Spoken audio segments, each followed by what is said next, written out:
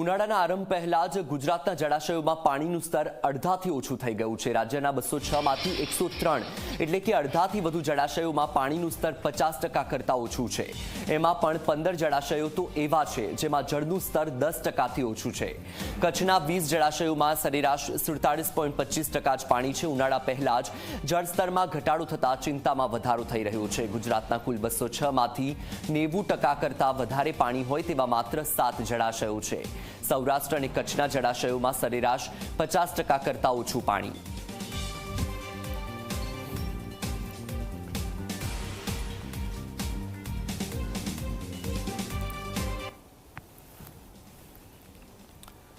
તો આપણે જણાવી દઈએ કે કચ્છના 20 જળાશયોમાં માત્ર 47.27% જેટલું પાણી છે, તો સૌરાષ્ટ્રના 141 જળાશયોમાં 49.85% પાણી છે। ઉત્તર ગુજરાતના 15 જળાશયોમાં 57.23% જેટલું પાણી છે, તો મધ્ય ગુજરાતના 17 જળાશયોમાં 82.14% જેટલું પાણી છે। ગુજરાતના જળાશયોની આ સ્થિતિ છે। દક્ષિણ ગુજરાતના 13 જળાશયોમાં 82.60% પાણી અત્યારે ઉપલબ્ધ છે, તો સરદાર સરોવરમાં 78.45% જેટલું પાણી જ યથાવત છે।